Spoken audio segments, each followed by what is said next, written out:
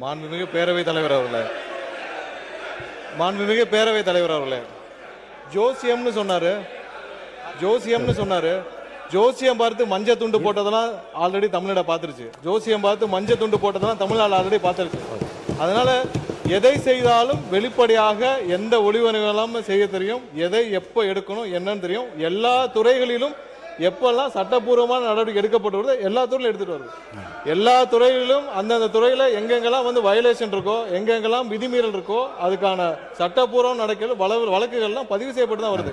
அதனால நாங்க ஏற்கனவே இந்த ஜோசியம் பார்த்து மஞ்சள் துண்டி பார்த்துட்டோம், எல்லாரையும் பார்த்துட்டோம். ரொம்ப எதிர்கட்சி தலைவர் அவர்கள், பேரவைத் தலைவர் அவர்களே, எதிர்கட்சி தலைவர் பேசும்போது நீங்க அவள் கட்சியை சார்ந்த ஒரு உட்காருங்க. அவங்க பேசுறாங்கல்ல எதிர்கட்சி தலைவர். பேரவைத் தலைவர்களே, இதைத்தான் நான் குறிப்பிட்டேன். நாங்கள் ஒரு கேள்வி கேட்டால் நாங்களே ஆச்சரியப்படுற அளவுக்கு, நாங்களே அதிசயப்படுற அளவுக்கு நீங்கள் ஒரு பதில் சொல்கிறீங்கிறது இதைத்தான் நான் சொன்னேன். அதன் பிறகு ஜோசியக்காரன் அப்படின்னு சொல்கிறது தவறுன்னு சொல்கிறீங்க. நீங்கள் ஜோசியக்காரன்னு அப்பாயின்மெண்ட்டு நீக்கியிருக்கீங்க. ஜோசியங்கிற வார்த்தை ஒன்றும் ஜோசியக்காரங்கிறது தப்பான வார்த்தை கிடையாது. லைவ் திமுக ஆட்சியில் தான் முறையாக நாங்கள் தேர்தல் அறிக்கையில் சொன்னோம், கேள்வி நேரத்தை முதலையாக லைவாக ஒளிபரப்பு செய்தது நாங்கள். இப்போ இந்த கேள்வி நேரத்தையே எடுக்க முடியாத நிலைமையில தான் இன்னைக்கு இந்த அரசு நடந்துகிட்டு இருக்கு. இன்னொன்று, இந்த நீங்கள் லைவ் உட்காருங்க.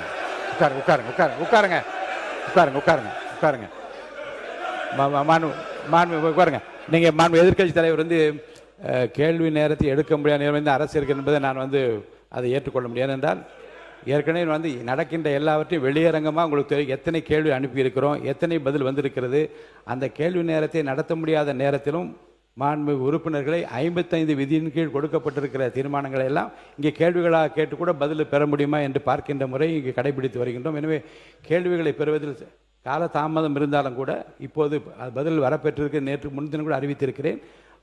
10 கேள்விகளுக்கு பதிலாக 5 கேள்விகளாக எடுத்துக்கொள்கிறோம் என்று நான் அறிவித்திருக்கிறேன். எனவே எடுக்கப்படவில்லை. நீங்கள் சொல்வதெல்லாம் நான் ஒத்துக்கிறேன். நான் உங்களை குறை சொல்லவே இல்லை. உங்களை நாங்கள் பாராட்டுகின்றோம். உங்களுக்கு ரொம்ப பொறுமையாக எல்லாரையும் ஹேண்டில் பண்ணுறீங்க. அதை பற்றி நாங்கள் கவலைப்படல. நேரலை நாங்கள் செய்யவில்லை அப்படின்னு சொன்னாங்க. சட்டமன்ற வரலாற்றிலே முதன்முறையாக நேரலை செஞ்சது திராவிட மாடல் அரசு, எங்களுடைய தலைவர் அவர்கள் தான். கேள்வி நேரம் ஒவ்வொரு நாளும் 1.5 மணி நேரம் 10 கேள்விகள் எடுக்கப்பட்டு அனைத்து எதிர்கட்சி தலைவர் அப்போ இருந்த அண்ணா திராவிட முன்னேற்ற கழக உறுப்பினர்கள் அத்தனை பேருக்கும் வாய்ப்பு கொடுத்தது எங்களுடைய தலைவர். அது லைவ் செய்யப்பட்டது. இப்போ நீங்க எல்லா நிகழ்ச்சியும் லைவ் பண்றீங்க. இந்த பிரச்சனையை தான் உங்ககிட்ட சொல்றேன். லைவ் பண்றதுனால என்னென்ன பிரச்சனைகள் வருது என்பதை உங்களோட கவனத்துக்கு கொண்டு வரேன். நீங்க அவை குறிப்பில் நீக்கிறேன் நீங்க நீக்கிட்டே இருக்கீங்க. ஆனா எல்லாமே அங்க ரீல்ஸாக மாற்றப்பட்டு அங்க போய் கொண்டிருக்கிறது. ஏற்கனவே மாண்புமிகு எதிர்கட்சி தலைவர்கள் இது குறித்து வெளியிலே இருக்கக்கூடிய நீங்கள் என்ன உங்கள் தலைமை கட்டுப்படுறீங்களா? நீங்கள் பிடிக்கிறீங்க? நீங்கள் எதுக்கு பேசுறீங்க? நீங்கள் ஏன் பேசுறீங்க? நீங்கள் மாண்புமிகு எதிர்கட்சி தலைவர் சொன்ன கருத்துக்கு ஏற்கனவே திராவிட முன்னேற்ற கழகத்தின் சார்பில் ஒரு மீடியா இங்கே நீக்கப்பட்டதை வைத்து அவர் சித்திரம் வெளியிட்டு கொண்டிருக்கின்றார்கள். அதை பற்றி உரிமை குழுக்கு அனுப்ப வேண்டும் என்று ஒரு கடிதம் கூட நீங்கள் கொடுத்திருக்கின்றீர்கள்.